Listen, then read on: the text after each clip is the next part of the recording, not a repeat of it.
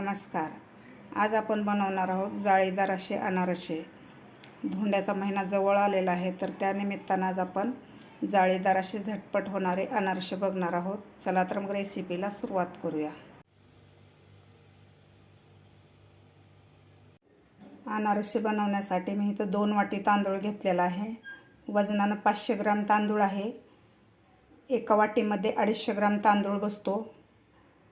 वजनी आणि वाटीचं प्रमाण तुम्हाला सांगितलेलं आहे. वाटीनं 2 वाटी घेतलेला आहे आणि वजनानं 500 ग्राम घेतलेला आहे.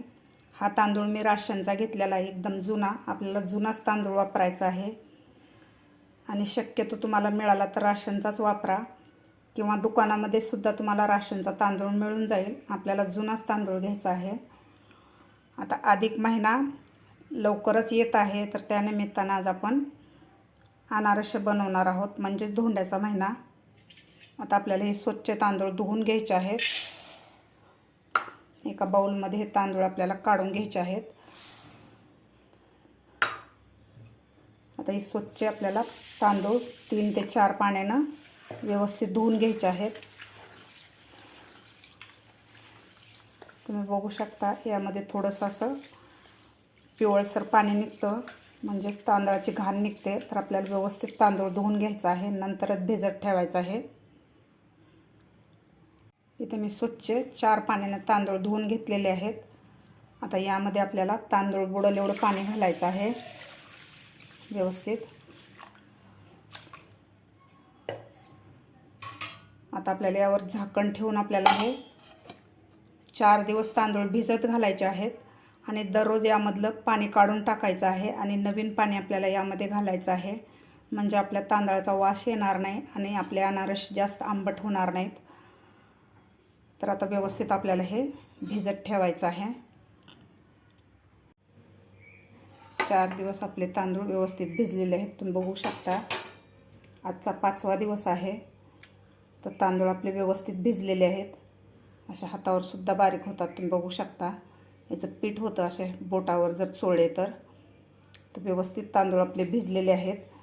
मी 4 दिवस दररोज यामधलं पाणी काढलेलं आहे, जेणेकरून आंबट वास येणार नाही आणि आपले अनारसे असे जास्त आंबूस होणार नाहीत. तर आता आपल्याला हे 2 पाण्यानं स्वच्छ तांदूळ धुवून घ्यायचे आहेत, म्हणजे यामधला आंबटपणा निघून जातो. मी 3 पाण्यानं तांदूळ व्यवस्थित धुवून घेतलेले आहेत, जेणेकरून आपल्या तांदळाचा आंबट वास येणार नाही. आता हे तांदूळ आपल्याला एका चाळणीमध्ये काढून घ्यायचे आहेत.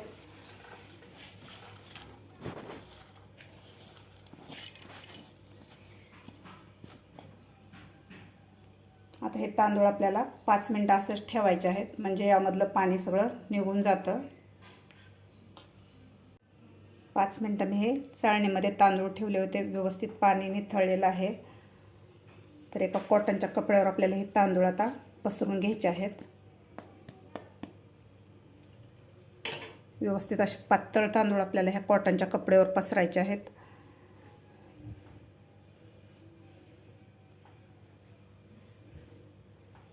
आता आपल्याला हे तांदूळ 1 तासभर असे सावलीतच वाळवायचे आहेत, किंवा तुम्ही फॅनच्या खाली सुद्धा हे वाळवून घेऊ शकता. आपल्याला 1च तास वाळवायचे आहेत.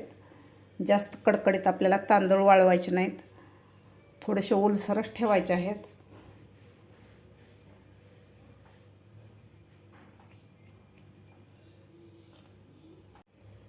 1 तासामध्ये आपले तांदूळ व्यवस्थित सुकलेले आहेत. अशा हाताला चिटकत नाहीत, तुम्ही बघू शकता.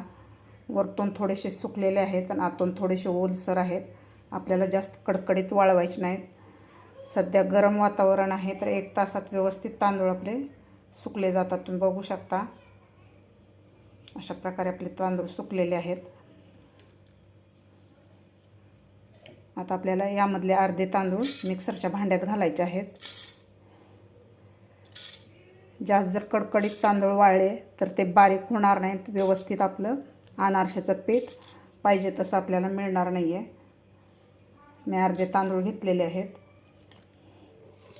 आता याला झाकण लावून आपल्याला असे एकदम मिक्सरमधून बारीक करून घ्यायचे आहेत आणि राहिलेले तांदूळ आपल्याला व्यवस्थित झाकून ठेवायचे आहेत, म्हणजे वाळणार नाहीत हे तांदूळ. अशा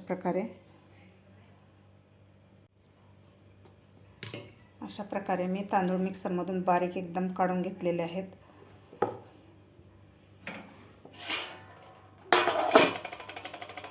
मी इथे एक सोजीची चाळणी घेतलेली आहे.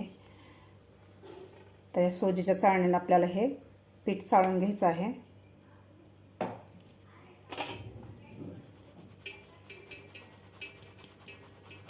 प्रकारे सोजीच्या चाळणीनेच आपल्याला हे पीठ चाळायचं आहे, म्हणजे एकदम असं पीठ बारीक येतं आपलं. व्यवस्थित चाळायचं आहे. तुम्ही बघू शकता अशा प्रकारे या पिठाची मूठ वळल्या जाते. थोडंसं ओलसरच आपल्याला पीठ पाहिजे, त्यामुळं आपल्याला तांदूळसुद्धा आपल्याला थोडेसे ओलसरच पाहिजे, त्यामुळं व्यवस्थित पीठ आपल्याला असं ओलसर मिळतं. आता राहिलेलं हे पीठ आपल्याला चाळून घ्यायचं आहे.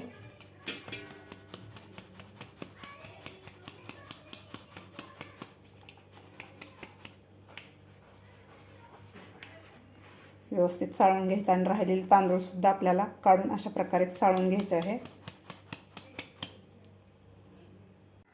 अशा प्रकारे मी सगळे तांदूळ मिक्सरमधून काढून चाळून घेतलेले आहेत. तर जाडसर तांदळाचा भाग एवढा राहिलेला आहे, तुम्ही बघू शकता. व्यवस्थित चाळून घेतलेलं आहे. असं मस्त एकदम असं बारीक पीठ झालेलं आहे तांदळाचं, तुम्ही बघू शकता.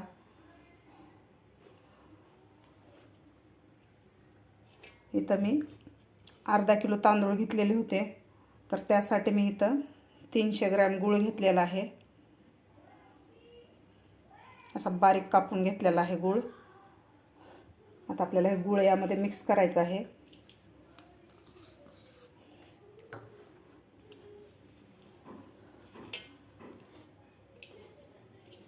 व्यवस्थित ह्या पिठामध्ये मिक्स करायचं आहे आपल्याला गूळ.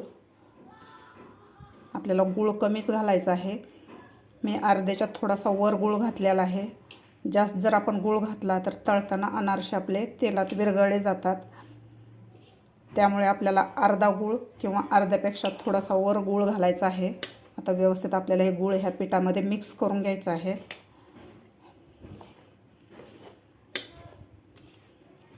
व्यवस्थित मिक्स करून घेतलेलं आहे. आता थोडं थोडं मिश्रण आपल्याला मिक्सरमधून काढून घ्यायचं आहे, म्हणजे व्यवस्थित गूळ मिसळला जातो पिठामध्ये.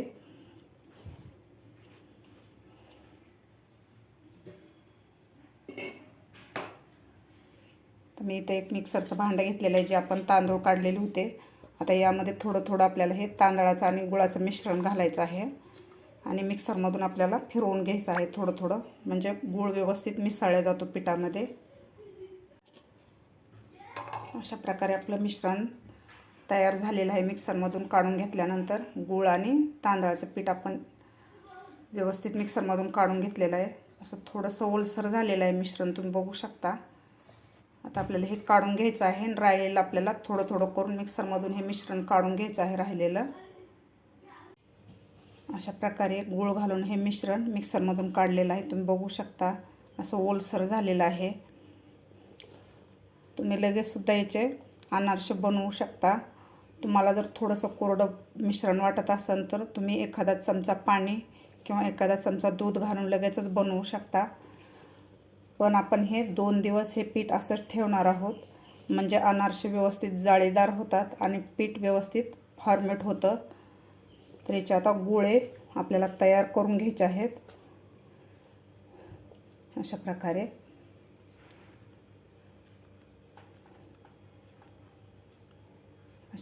गोळे तयार करायचे आहेत आपल्याला. अशा प्रकारे मी 4 लाडू याचे बनवून घेतलेले आहेत पिठाचे. अशा प्रकारे आता एका डब्यात घालून आपल्याला हे ठेवायचे आहेत. अशा प्रकारे आता याला झाकण लावून आपल्याला 3 दिवसासाठी फॉर्मेट होण्यासाठी पीठ आपल्याला असंच ठेवायचं आहे झाकून डब्यामध्ये. नंतर आपल्याला अनारसे बनवायचे आहेत.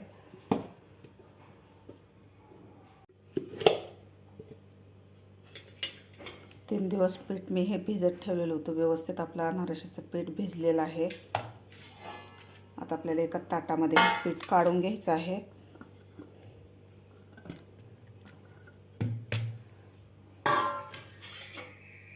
तर व्यवस्थित त्याचे गोळे फोडून घ्यायचे आहेत आपल्याला आणि व्यवस्थित हे नरम करायचं आहे पीठ आपल्याला.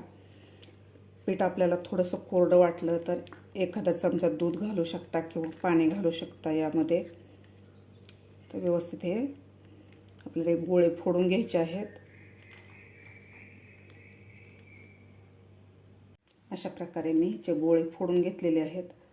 पीठ आपलं थोडंसं कोरडं झालेलं आहे, तर मी 1 चमचाभर यामध्ये दूध घालणार आहे. आपल्याला जास्त दूध घालायचं नाही. जास्त जर दूध घातलं तर गुळामुळं याला पाणी सुटू शकतं, त्यामुळे 1 चमचाभर दूध घालायचं आहे आपल्याला. आता व्यवस्थित हे मळून घ्यायचं आहे पीठ आपल्याला.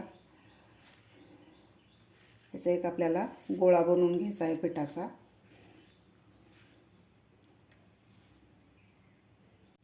अशा प्रकारे आपले अनारशीचं पीठ तयार झालेलं आहे. मी यामध्ये 3 चमचे दूध घातलेलं आहे, तर व्यवस्थित असं नरम झालेलं आहे पीठ आपलं. ह्याचे अनारसेसुद्धा व्यवस्थित होतात, तुम्ही बघू शकता. आपल्याला यामध्ये जास्त दूध घालायची सुद्धा गरज नाही. अशा प्रकारे तुम्ही बघू शकता. आता लगेचच आपला याचे अनारसे बनवायचे आहेत. यामध्ये गूळ असल्यामुळे याला लगेचच पाणी सुटतं, त्यामुळे मी 3च चमचे दूध घातलेलं आहे. तर आपलं पीठ व्यवस्थित झालेलं आहे. इथं मी अनारसेचं पीठ घेतलेलं आहे थोडंसं. आता याचे आपल्याला छोटे छोटे गोळे बनवायचे आहेत. तुम्ही याची छोटी मोठी साईज बनवू शकता अशा प्रकारे. आता व्यवस्थित आपल्याला हे थापून घ्यायचे आहेत अशा प्रकारे हाताने.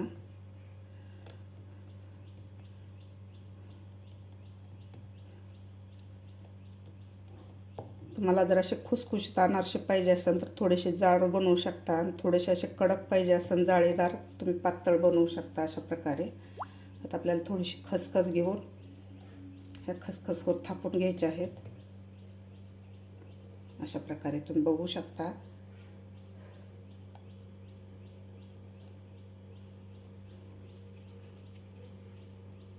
आता आपल्याला 3 ते 4 अनारसे बनवून लगेचच तळून घ्यायचे आहेत.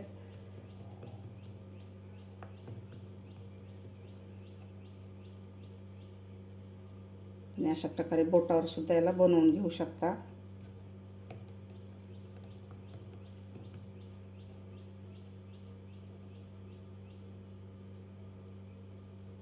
अशा प्रकारे ते बघू शकता. अशा प्रकारे आपल्याला 3 ते 4 अनारसे बनवून लगेच तळून घ्यायचे आहेत. सुद्धा आपलं व्यवस्थित गरम झालेलं आहे. आपल्याला जास्त कडकडीत गरम करायचं नाही तेल, किंवा जास्त कोमट पण तेल ठेवायचं नाही. मीडियम तेल गरम पाहिजे, त्यावेळेस आपले अनारसे व्यवस्थित तळले जातात आणि जाळी पडते व्यवस्थित. आता एक अनारसा आपल्याला यामध्ये घालायचा आहे. तेल आपलं व्यवस्थित गरम झालेलं, आपल्याला असंच तेल गरम पाहिजे. आता यावर आपल्याला झाऱ्यानं तेल सोडायचं आहे, म्हणजे व्यवस्थित जाळी पडते आपल्या अनारशाला. अशा प्रकारे जे खसखस लावलेली बाजू आपल्याला वरती करायची आहे. अशा प्रकारे एका वेळेस आपल्याला एकच अनारसा तळायचा आहे, म्हणजे व्यवस्थित तळला जातो. अशा प्रकारे आता आपल्याला पलटी करायचं आहे. असा गोल्डन कलर होईस तर आपल्याला हे अनारसा तळायचा आहे.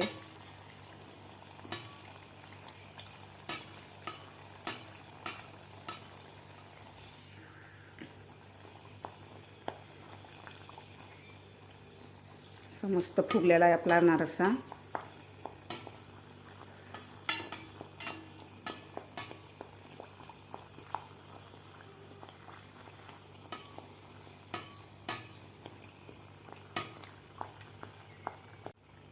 व्यवस्थित आपला अनारसा तळलेला आहे, तुम्ही बघू शकता. असा मस्त कलर आलेला आहे. आता आपण एका चाळणीमध्ये काढून घेऊया, म्हणजे एक्स्ट्राचं तेल यामधलं निघून जातं चाळणीमध्ये काढल्यामुळे. अशा प्रकारे आता दुसरासुद्धा आपल्याला अनारसा अशा प्रकारे तळून घ्यायचे आहेत. सगळे आपले अनारसे तळून झालेले आहेत. असे मस्त आपले अनारसे झाले आहेत, तुम्ही बघू शकता. असा कलरसुद्धा मस्त आलेला आहे. असे आतमध्ये सुद्धा असे मस्त झालेले आहेत आपले अनारसे, तुम्ही बघू शकता. असे मस्त जाळीदार झालेले आहेत अनारसे. तुम्ही हे थंड करून एका हवाबंद डब्यात जरी भरून ठेवले तर 1 महिनासुद्धा तुम्ही हे अनारसे खाऊ शकता. आता अधिक महिना आलेला आहे, म्हणजेच धोंड्याचा महिना. तुम्ही सुद्धा त्या निमित्ताने नक्की करून बघा. तुम्हाला माझी आजची रेसिपी कशी वाटली नक्की कमेंट करून सांगा. माझा व्हिडिओ आवडल्यास लाईक, शेअर आणि सबस्क्राईब करायला विसरू नका. भेटूया अशाच एका नवीन रेसिपीसोबत. तोपर्यंत मस्त खा आणि स्वस्त रहा.